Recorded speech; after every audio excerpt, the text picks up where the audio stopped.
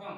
अभी ये भी 2s है 2p है, दोनों का 2 दिख रहा है, यानी कि दोनों सेम ऑर्बिट है, दोनों में 2 है। अभी ये वाला 2 बच गया है इसके अंदर इलेक्ट्रॉन, इसे लोन पेयर ऑफ इलेक्ट्रॉन कहते हैं, यानी कि जिस इलेक्ट्रॉन का जोड़ा नहीं बना होता है उसे क्या कहते हैं, लोन पेयर ऑफ इलेक्ट्रॉन कहते हैं। और ऐसे जो एटम होते हैं वो मेनली फॉर्मेशन करते हैं कोवैलेंट बॉन्ड का। किसका फॉर्मेशन करते हैं, कोवैलेंट बॉन्ड का। अब कोवैलेंट बॉन्ड का फॉर्मेशन जैसे मान लीजिए यहाँ पे ऑक्सीजन का एटम आ गया, आप ऐसे पानी लेते हैं H2O, H2O को अगर आप कभी इसको हाइड्रोनियम आयन का नाम सुने हैं, H3O पे प्लस, इससे क्या कहते हैं हाइड्रोनियम आयन। कैसे बनता है, H2O है, यानी कि ये जो ऑक्सीजन है यहाँ पे आपका हाइड्रोजन ऐड होगा, हाइड्रोजन ऐड होगा, वही हाइड्रोजन होता है ना। चलिए नीचे करते हैं, ये हमारे पास 2 हाइड्रोजन हो गए, एक इसका इलेक्ट्रॉन एक इसका इलेक्ट्रॉन, एक इसका इलेक्ट्रॉन एक इसका इलेक्ट्रॉन, देखिए एक इसका इसके दोनों के बीच बॉन्ड बन गया। अभी ऑक्सीजन के पास कितने इलेक्ट्रॉन बचे हुए हैं, 2 इस पर बचे हुए हैं, तो बाहर में 6 होता है ना, गिन लीजिए 4 और 2 कितने होते हैं 6, 2 2 4, इसके पास 2 बचा हुआ है, 2 और 2 4, 2 2 4 2 6 इसका हो गया, दिख रहा है ना, ये 2 ज्यादा नहीं हो गया, 8 बन गया है, 8 बन गया है, यहां खत्म कर दे। अब हो गया 2 2 4 2 6 कंप्लीट हो गया ना। अब ये 2 इसके पास बचा हुआ है ना, 2 लोन का इलेक्ट्रॉन बचा हुआ है।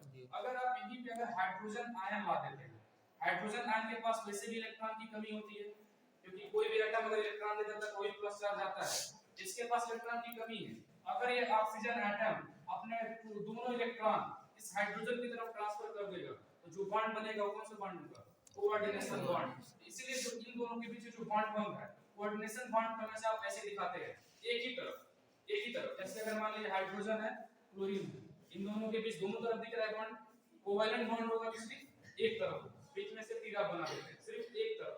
एक सिंगल एटम अपने इलेक्ट्रॉन दूसरे एटम की तरफ टोटल डोनेट कर देगा, तो सिर्फ एक तरफ आप इसको एरो बनाते हैं। हाइड्रोनियम आयन बन गया, इसको आप बॉन्ड से दिखाना है तो बॉन्ड से दिखा दीजिएगा, हाइड्रोजन ये आपका ऑक्सीजन, ये हाइड्रोजन यहाँ पर दे दिया, यहाँ पे हाइड्रोजन, ऐसे आप बाहर करेंगे प्लस लगा देंगे, इसे क्या कहेंगे हाइड्रोनियम आयन। तो कोऑर्डिनेशन बॉन्ड इसके साथ कितना ध्यान रखना है कि कोई भी एटम अगर अपने टोटल इलेक्ट्रॉन को total lone pair of electron को किसी दूसरे एटम को दे देगा तो वहां पर क्या फॉर्म होगा, तो किसका फॉर्मेशन करेगा, कोऑर्डिनेशन बॉन्ड का फॉर्मेशन करेगा। ये 3 टाइप के जो आपके मुख्य बॉन्ड है, अभी तो आगे बहुत टाइप के, लेकिन मुख्य आपको एक चीज ध्यान देना है, आयनिक कब होगा, कोवैलेंट कब होगा, कोऑर्डिनेशन कब होगा। कोऑर्डिनेशन में वही रिएक्शन बनाते हैं जिनके बाहर जिनके अंदर लोन पेयर ऑफ इलेक्ट्रॉन मौजूद होते हैं। लोन पेयर ऑफ इलेक्ट्रॉन ऐसे इलेक्ट्रॉन होते हैं जिनका जोड़ा नहीं बनता है, ठीक है। अब जो नेक्स्ट टॉपिक आ रहा है आपके पास वो है पोलैरिटी इन कोवैलेंट बॉन्ड। पोलैरिटी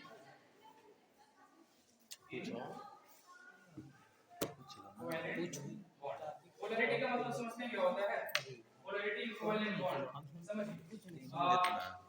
मान लीजिए अभी 2 ताकतवर लोग हैं एक दूसरे के पास और उन दोनों के बीच में सेब रखा गया, एक मोटू है एक पतला है। अच्छा पतले के पास अगर सेब हो तो मोटू छीन लेगा ना, ताकत ज्यादा है। अगर मोटू के पास सेब हो तो पतला ले लेगा, नहीं ले पाएगा, ज्यादा ताकतवर। सेम का मतलब होता है कोवैलेंट बॉन्ड में। देखिए पोलैरिटी का मतलब होता है उसके ऊपर आयनिक चार्ज आ जाना, जैसे हमने यहाँ पे लिख दिया हाइड्रोजन और क्लोरीन, तो हाइड्रोजन और क्लोरीन का देखिए आप कभी इसको तोड़ते हैं तो लिखते हैं क्या, H+ और Cl⁻, ये आप तोड़ने के बाद लिखते हैं। लेकिन अगर इस कंपाउंड के अंदर ही इसके ऊपर प्लस और माइनस आ जाता है, ये क्या है, पोलराइज हो गया, इसे क्या कहते हैं, पोलैरिटी कहते हैं। ये तो हम लिखे इसे आप डेल पढ़ते हैं, डेल प्लस और ये क्या कहेंगे डेल माइनस। तो इसे आप पार्शियली भी कर सकते हैं, वो कहता है पार्शियली प्लस पार्शियली माइनस, तो इसे क्या कहते हैं, पोलैरिटी कहते हैं। क्या कहते हैं, पोलैरिटी। बीच में कोवैलेंट बॉन्ड अगर है, इन दोनों के अंदर क्या आ जाती है, पोलैरिटी। जैसे हमने यहाँ पे लिख दिया कार्बन, यहाँ पे लिख दिया हमने हाइड्रोजन और यहाँ पे लिख दिया क्लोरीन। तो यहाँ पर जो क्लोरीन है इसके ऊपर पार्शियली क्या होता है, नेगेटिव, और ये जो है पार्शियली पॉजिटिव। ये कैसे आ रहा है, ये हमको समझाना है। इसी के अंदर पोलैरिटी आती है, किसी भी कंपाउंड के अंदर अगर बॉन्ड के अंदर प्लस और माइनस आ जाते हैं उसे आप क्या कहते हैं, पोलैरिटी। अगर वो पोलैरिटी कोवैलेंट बॉन्ड के अंदर आ जाए तो पोलैरिटी कोवैलेंट बॉन्ड हो जाएगा। कोवैलेंट बॉन्ड कब होता है, आपको बताया कि दो एटम एक दूसरे के इलेक्ट्रॉन की साझेदारी करते हैं। जैसे मान लीजिए यहाँ पे हमने ऑक्सीजन लिख दिया, ऑक्सीजन के बीच में जो बॉन्ड बना है क्या है, कोवैलेंट बॉन्ड है। हाइड्रोजन के बीच जो बॉन्ड बना है कोवैलेंट बॉन्ड है। यहाँ पर जो हाइड्रोजन और क्लोरीन के बीच बॉन्ड बन रहा है ये भी क्या है, कोवैलेंट बॉन्ड है। लेकिन अब यहाँ पे ध्यान देने वाली बात ये है कि जो हाइड्रोजन है और एक क्लोरीन है, दोनों डिसिमिलर एटम है, दोनों सेम है, हाइड्रोजन अलग है, क्लोरीन अलग है। तो ये जो हाइड्रोजन होगा, ये जो क्लोरीन होगा, इन दोनों के बीच जो इलेक्ट्रॉन ट्रांसफर होगा वो सेम नहीं होगा। ये जो हाइड्रोजन होता है इलेक्ट्रोनेगेटिविटी रखता है 2.1, क्लोरीन की इलेक्ट्रोनेगेटिविटी होती है 3.0। इलेक्ट्रोनेगेटिविटी आपको समझाए थे, पता है क्या होता है? इलेक्ट्रॉन को अपनी ओर आकर्षित हाँ, करने की किसी भी एटम के अंदर इलेक्ट्रॉन को अपनी तरफ खींचने की क्षमता को क्या कहते हैं? इलेक्ट्रोनेगेटिविटी। दिमाग में रख लीजिए, कभी भी केमिकल रिएक्शन आप कराएंगे आपको अपने माइंड में इलेक्ट्रोनेगेटिविटी याद करके रखना है। अभी जैसे यहाँ पर हम माइनस क्यों लगा दिए, कोई रीजन तो रहा होगा ना, ऐसे थोड़ी कोई माइनस लगा देता है। तो आपको ये याद रखना पड़ेगा कि इलेक्ट्रोनेगेटिविटी किसकी ज्यादा है। आपको बताया था कि पूरे पीरियोडिक टेबल में क्लोरीन तत्व होता है, इसका इलेक्ट्रोनेगेटिविटी क्या होता है? सबसे ज्यादा होती है। कितना होता है? 4। कितना होता है? 4। अब यहाँ पर आप देखिए इन दो, इसके पास भी एक इलेक्ट्रॉन है और इसके पास भी इलेक्ट्रॉन है। अब इलेक्ट्रॉन खींचने की क्षमता किसके पास आती है? हाइड्रोजन के पास कि क्लोरीन के पास? क्लोरीन के पास। जब इसके पास क्षमता ज्यादा है तो इसका वाला भी इलेक्ट्रॉन क्या करेगा? अपनी तरफ खींचने की कोशिश करेगा।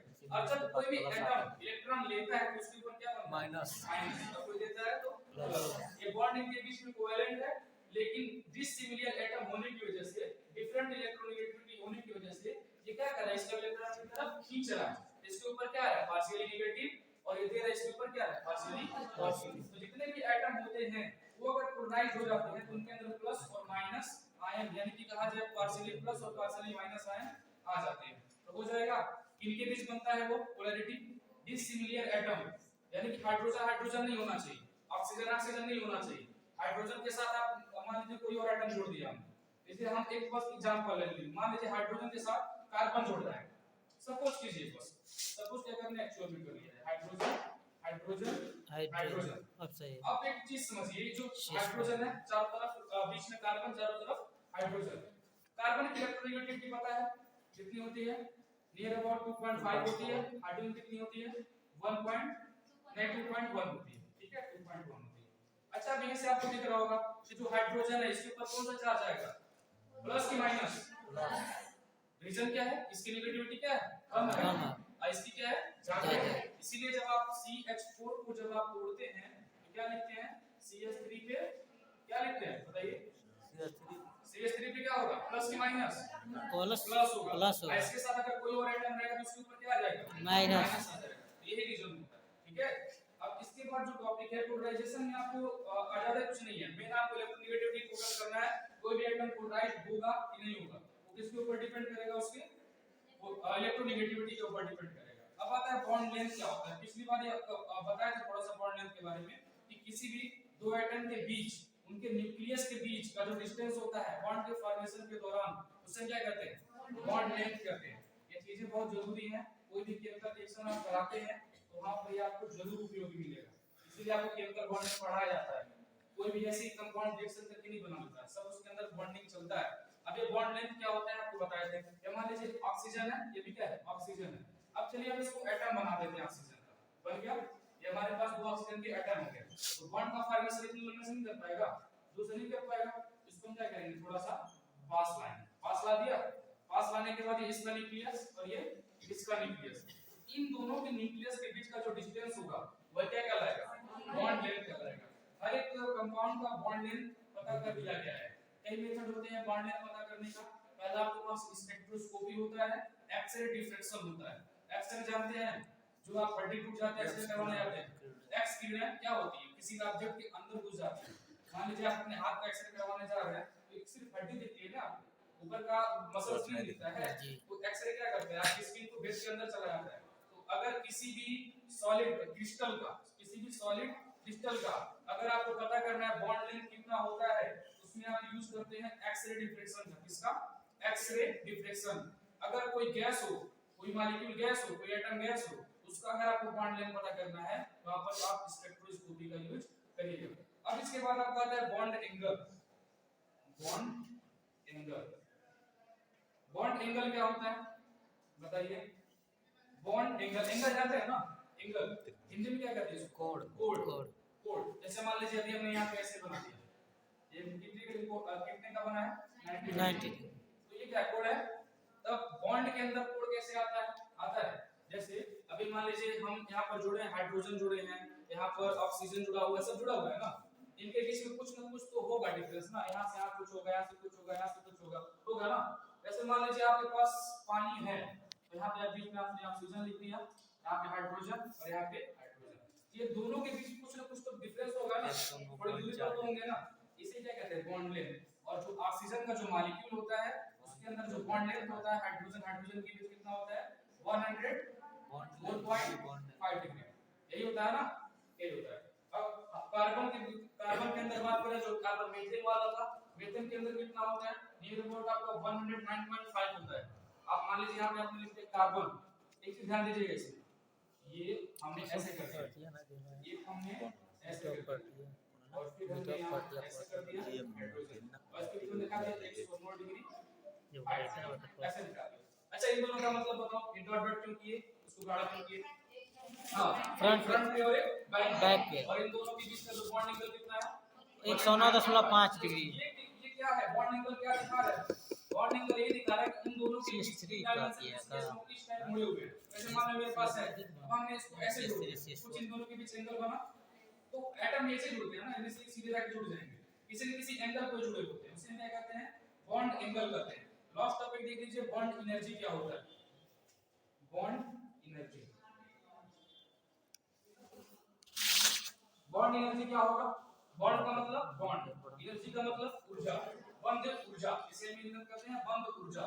अब बंद ऊर्जा कहां पे पाया जाएगा बताइए। अब मान लीजिए चावल गर्म करना है या फिर पानी गर्म करना है, तो पानी को गर्म करने के लिए ऊर्जा देंगे, तो पानी के जो पानी पहले लिक्विड फेज में होता है, लिक्विड से गैस बनने के लिए कुछ न कुछ उसे एनर्जी चाहिए होती है, तो वो वाली एनर्जी हमने पानी को दे दी। अगर हम ये जो बॉन्ड बने हुए हैं इसे तोड़ने के लिए अगर एनर्जी है तो क्या कहलाएगी बॉन्ड एनर्जी। क्या होगा बॉन्ड एनर्जी। तो किसी भी एटम का एक मोल बॉन्ड तोड़ने के लिए जितनी भी एनर्जी देनी पड़ती है उसे हम कहते हैं बॉन्ड एनर्जी। अब एक बात ध्यान दीजिएगा, हम यहाँ पे बोल रहे हैं 1 मोल बॉन्ड, ये 1 मोल क्या होता है 1 मोल, एक मोल का मतलब होता है 6.023 मल्टीप्लाइड बाय 23, यानी कि अगर आप इन दोनों के बीच बॉन्ड एनर्जी का पता करना चाह रहे हैं, हाइड्रोजन का बॉन्ड एनर्जी कितना होगा, उसके लिए आपको हाइड्रोजन के इतने सारे बॉन्ड आपको तोड़ने पड़ेंगे, और इतने बॉन्ड को तोड़ने में जो आपको एनर्जी रिक्वायरमेंट होगा उसे कहेंगे बॉन्ड एनर्जी। जो हाइड्रोजन के बीच जो बॉन्ड तोड़ने का जो एनर्जी होता है वो होता है 458.0 किलोजूल पर मोल। यहाँ पर हमने लिखा ना किलोजूल पर मोल, यानी कि एक मोल एटम के अंदर जो बॉन्ड तोड़ने के लिए जो एनर्जी चाहिए होगी कितनी चाहिए होगी 458.0 किलोजूल पर मोल, ये होता है। तो इन सब में कोई दिक्कत तो पूछना चाह रहा तो पूछ लीजिए, अभी सर आपको पढ़ाएंगे इसलिए ज्यादा टाइम नहीं दे रहा है, बताइए ये समझे ना इतना, कोई दिक्कत इसमें? आयनिक वाला बताओ, covalent, coordination, polarity covalent bond क्यों आता है, इलेक्ट्रोनेगेटिविटी की वजह से आता है, डिसिमिलर एटम की वजह से आता है, bond angle, bond energy, bond length, ये सब देख लेना। और कुछ पूछना हो तो पूछ सकते